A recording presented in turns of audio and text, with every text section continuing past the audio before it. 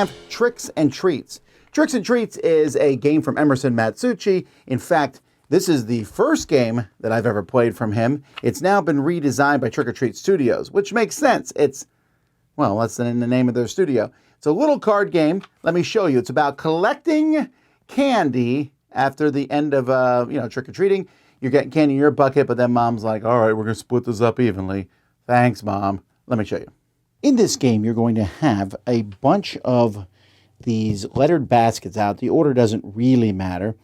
There are some possible extra baskets that you can add. There's tons of these that you can play like an advanced game, so you might have one or two of these out here also. And then you have a deck of candy cards that are different types of candies with numbers on them. On your turn, you're going to hand up these cards, you're going to draw one, then you're going to add a card to any basket. So I might decide to put one in C. Now, what makes me decide which one to put in where? Well, at the beginning of the game, each player will have a bucket, and that's your bucket. That's the candy that you want. So you're obviously going to put most candy in your basket, but you can also tattle on somebody on your turn. When you tattle, I'm saying this bucket here, the A bucket, is definitely Jim's. And if I'm correct, Jim is out of the game. If I'm incorrect, I'm out of the game. And we're going to keep going until everyone is out of the game or until we've played different candy in the baskets.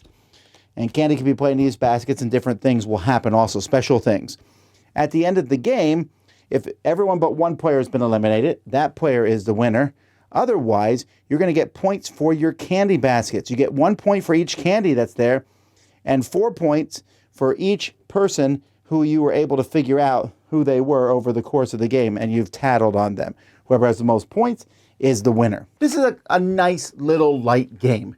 It is, it's simply putting out candy. You want to put candy in a bucket and make people think that's your bucket, but then they know that you think that's your bucket, so therefore they're not going to pick that, but you know that they think that you put that in your bucket, and so on and so forth. I like that. The candy theme works well. The special buckets have a little bit of text on them. In fact, a lot of text on some of them, but you can just cut those out. But the game's really quick. I mean, you could be eliminated in this game, but it's like 10, 15 minutes at most. So a nice little kind of filler pick-em-up style game with the Halloween theme that I think a lot of people will enjoy, that whole idea of getting the candy and just trying to guess and outguess other people. I enjoyed this one. I give it a 7 out of 10. That's Tricks and Treats, Emerson.